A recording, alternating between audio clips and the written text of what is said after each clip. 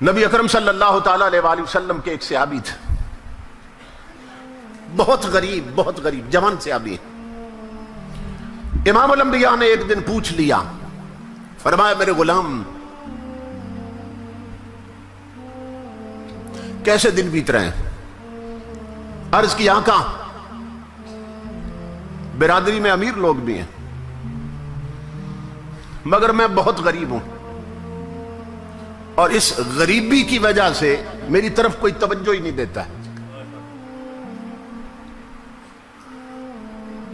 غریبوں کے جہاں میں وقت بھی رک رک کے چلتا ہے، کبھی صبح نہیں ہوتی کبھی شامیں نہیں ہوتی. میں آقا غریب ہوں، غریب کو کون پوچھتا ہے؟ محبت بری گفتگو ہو رہی تھی حضور کے ساتھ، اچانک جبرائیل امین آ گئے اور آ کے عرض کی اللہ کے حبیب کہ جس جوان سے محبت بری گفتگو فرما رہے ہیں نا، یہ تو کل زور تک زندہ ہے، کل زور کے وقت تک اس کی زندگی ہے، یہ فوت ہونے والا ہے. کل زور کے وقت اس نے مر جانا ہے میرے آقا. اوپر سے آئے تھے نا، لوح محفوظ دیکھ کے آئے تھے، اس کی موت مقدر بن چکی. آقا اس کے پاس تھوڑا وقت، یہ مرنے والا ہے. جبرائیل امین یہ خبر دے کے چلے گئے. کون؟ فرشتوں کے سردار نے خبر دی ہے اس کی زندگی کل زور تک. امام الانبیاء کی آنکھوں میں آنسو آ گئے.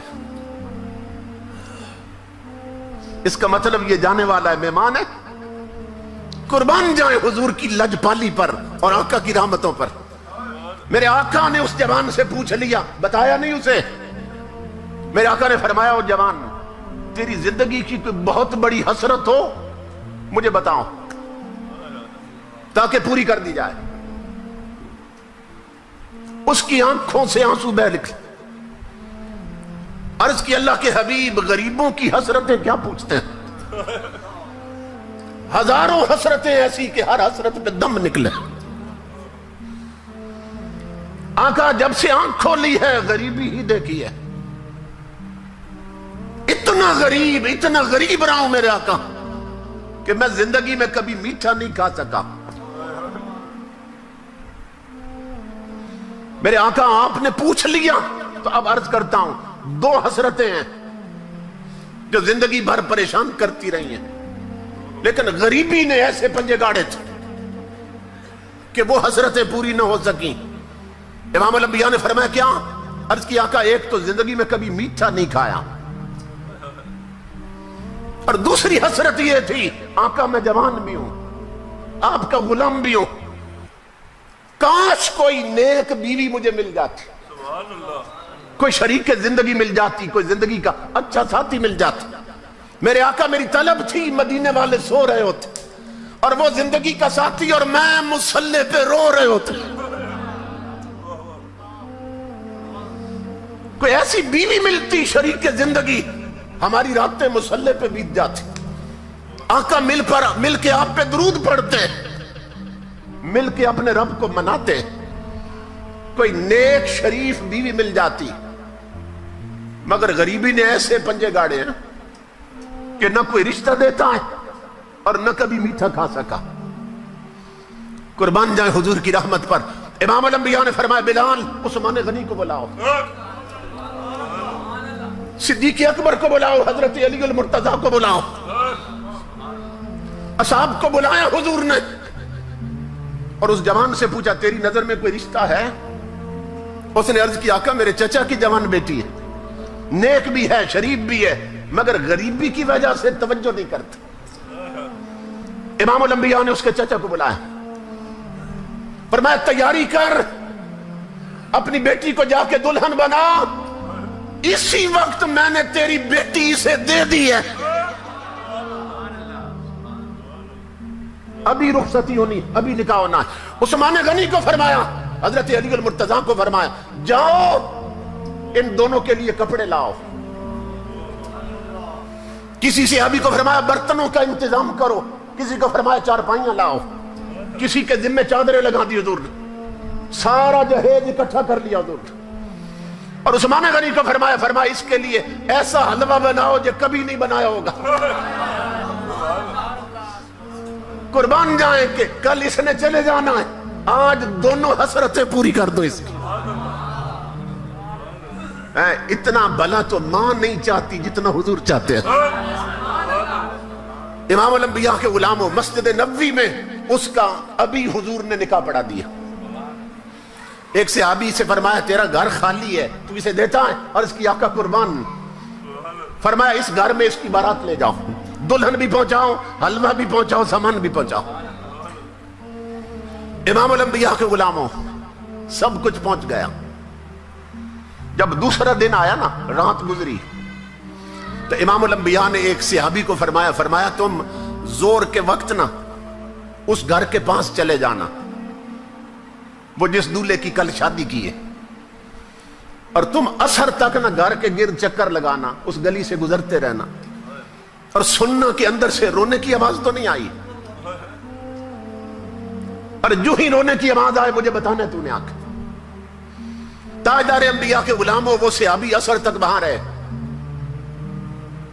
گلی میں جب جائے اندر سے ہنسی کی آواز آئے، خوشی کی آواز تو آئے، رونے کی نہ آئے۔ عصر کا وقت ہوا، وہ حضور کی بارگاہ میں حاضر ہوئے۔ امام الانبیاء نے فرمایا میرے غلام کیا خبر ہے؟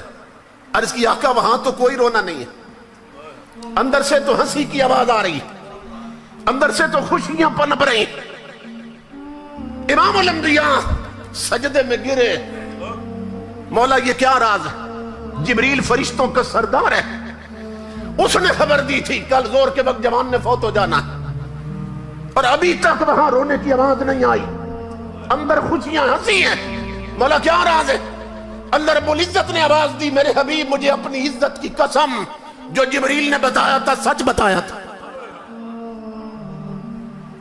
تقدیر یہی تھی آج اس جوان نے مر جانا ہے، زور کے وقت فوت ہونا ہے، لیکن میرے حبیب جب آپ نے اس کی شادی کر کے سامان بھیجا، کھانے کا انتظام بھی آپ نے کیا تھا، جب آپ نے کھانا بھیجا نا تو عشاء کے وقت دلہا دلہن نے جب دسترخوان لگایا کھانے کے لیے، میرے حبیب ادھر وہ لقمے توڑنے لگے، ادھر دروازے پر کسی بھوکے نے آواز دے دی، اس نے آواز دی تھی میں کئی دنوں کا بھوکا ہوں، مجھے کھانا دو۔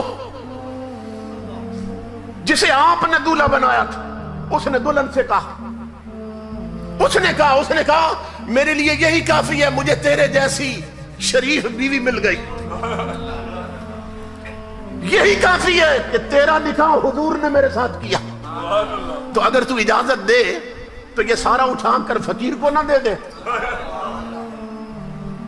اللہ رب العزت فرما رہا میرے حبیب جو میٹھا اس نے کبھی نہیں کھایا تھا آج ملا وہ بھی اس نے میرے نام پہ دے دی۔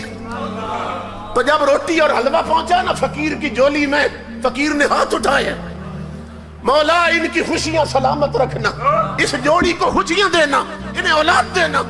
اے میرے حبیب مجھے اپنی عزت کی قسم، تقدیر وہی تھی کہ اس نے مر جانا ہے، لیکن جب غریب کے ہاتھ اٹھے ہیں میں نے تقدیر بدل کر زندگی بڑھا دی ہے۔ نعرہ تکبیر، نعرہ رسالت۔ اس لیے میری ماں بہنوں بیٹیوں، میرے بزرگوں اور جوانوں، اڑوس پڑوس میں دیکھو کوئی بھوکا تو نہیں سو گیا، کوئی بیمار تو نہیں، دوائی کے لیے تو نہیں تڑپتا ہے، کوئی بچے ایسے تو نہیں تمہاری سرپرستی کے محتاج تو نہیں ہیں۔ ان کے آنسو صاف کرو، اللہ کی عزت کی قسم اگر ان کے ہونٹوں پہ مسکراہٹ آئے گی مدینے والا قبر میں خوش ہوگا، خدا حشر میں خوش ہوگا۔